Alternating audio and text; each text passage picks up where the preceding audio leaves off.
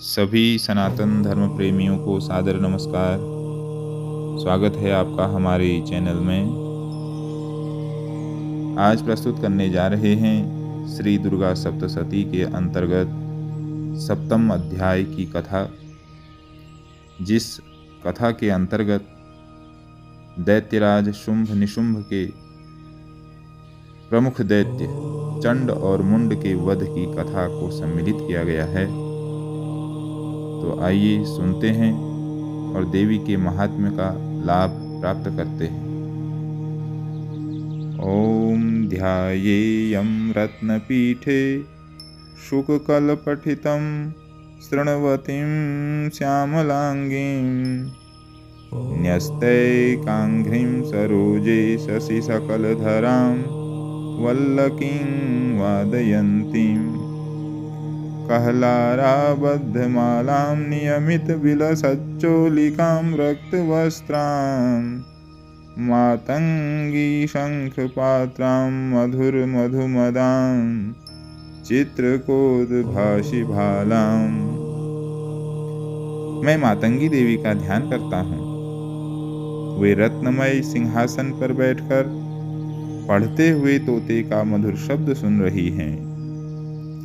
उनके शरीर का वर्ण श्याम है। वे अपना एक पैर कमल पर रखे हुए हैं और मस्तक पर अर्ध चंद्र धारण करती हैं तथा कहलार पुष्पों की माला धारण किए वीणा बजाती हैं। उनके अंग में सुंदर वस्त्र शोभा पा रहे हैं। वे शंखमय पात्र हाथ में लिए हुए हैं। उनके वदन पर मधु का हल्का हल्का प्रभाव जान पड़ता है और ललाट में बेंदी शोभा दे रही है। ओम ऋषिरुवाच। ऋषि कहते हैं, शुंभ की आज्ञा पाकर चंड और मुंड दैत्य चतुरंगिणी सेना के साथ अस्त्र शस्त्रों से सुसज्जित होकर चल दिए। फिर गिरिराज हिमालय के सुवर्णमय ऊंचे शिखर पर पहुंचकर उन्होंने सिंह पर बैठी देवी को देखा। वे मंद मंद मुस्कुरा रही थी। उन्हें देखकर दैत्य लोग तत्परता से पकड़ने का उद्योग करने लगे। किसी ने धनुष तान लिया, किसी ने तलवार संभाली और कुछ लोग देवी के पास आकर खड़े हो गए। तब अंबिका ने उन शत्रुओं के प्रति बड़ा क्रोध किया। उस समय क्रोध के कारण उनका मुख काला पड़ गया, ललाट में भौहें टेढ़ी हो गई और वहां से तुरंत विकराल मुखी काली प्रकट हुई, जो तलवार और पाश लिए हुई थी। वे विचित्र खटवांग धारण किए हुए और चीते की चर्म की साड़ी पहने नरमुंडों की माला से विभूषित थीं। उनके शरीर का मांस सूख गया था, केवल हड्डियों का ढांचा था, जिससे वे अत्यंत भयंकर जान पड़ती थीं। उनका मुख बहुत विशाल था। जीभ लपलपाने के कारण वे और भी डरावनी प्रतीत होती थीं। उनकी आंखें भीतर को धसी हुई और कुछ लाल थी। वे अपनी भयंकर गर्जना से संपूर्ण दिशाओं को गुंजा रही थी। बड़े बड़े दैत्यों का वध करती हुई वे कालिका देवी बड़े वेग से दैत्यों की उस सेना पर टूट पड़ी और उन सब को भक्षण करने लगी। वे पार्श्व रक्षकों, अंकुशधारी महावतों, योद्धाओं और घंटा सहित कितने ही हाथियों को एक ही हाथ से पकड़कर मुंह में डाल लेती थीं। इसी प्रकार घोड़े, रथ और सारथी के साथ रथी सैनिकों को मुंह में डालकर वे उन्हें बड़े भयानक रूप से चबा डालती थी। किसी के बाल पकड़ लेती, किसी का गला दबा देती, किसी को पैरों से कुचल डालती और किसी को छाती के धक्के से गिराकर मार डालती थी। वे असुरों के छोड़े हुए बड़े बड़े अस्त्र शस्त्र मुंह से पकड़ लेती और रोष में भरकर उनको दांतों से पीस डालती थी। महाकाली ने बलवान एवं दुरात्मा दैत्यों की वह सारी सेना रौंद डाली, खा डाली और कितनों को मार भगाया।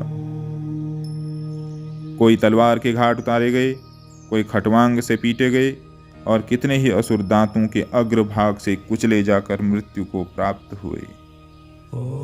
इस प्रकार देवी ने असुरों की उस भारी सेना को क्षण भर में मार गिराया। यह देख चंड उन अत्यंत भयानक काली देवी की ओर दौड़ा। तथा महादैत्य मुंड ने भी अत्यंत भयंकर बाणों की वर्षा तथा हजारों बार चलाए हुए चक्रों से उन भयानक नेत्रों वाली देवी को आच्छादित कर दिया। वे अनेकों चक्र देवी के मुख में समाते हुए ऐसे जान पड़े मानो सूर्य के बहुतेरे मंडल बादलों के उदर में प्रवेश कर रहे हों। तब भयंकर गर्जना करने वाली काली ने अत्यंत रोष में भरकर विकट अट्टहास किया। उस समय उनके विकराल वदन के भीतर कठिनता से देखे जा सकने वाले दांतों की प्रभा से वे अत्यंत उज्ज्वल दिखाई देती थी। देवी ने बहुत बड़ी तलवार हाथ में पकड़ हंग का उच्चारण करके चंड पर धावा किया और उसके केश पकड़कर उसी तलवार से उसका मस्तक काट डाला। चंड को मारा गया देख मुंड भी देवी की ओर दौड़ा। तब देवी ने रोष में भरकर उसे भी तलवार से घायल करके धरती पर सुला दिया। महापराक्रमी चंड और मुंड को मारा गया देख मरने से बची हुई बाकी सेना भय से व्याकुल हो चारों ओर भाग गई। तदंतर काली ने चंड और मुंड का मस्तक हाथ में ले चंडिका के पास जाकर प्रचंड अट्टहास करते हुए कहा, देवी, मैंने चंड और मुंड नामक इन दो महापशुओं को तुम्हें भेंट किया है।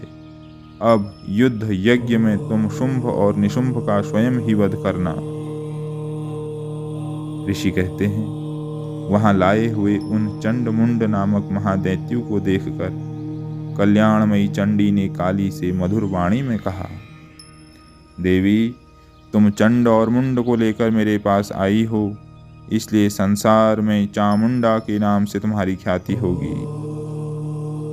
इस प्रकार मार्कंडेय पुराण में सावर्णिक मनवंतर की कथा के अंतर्गत देवी महात्म्य के अंतर्गत हमने चंड मुंड वध नामक यह 7वां अध्याय था जिसकी कथा हमने सुनी।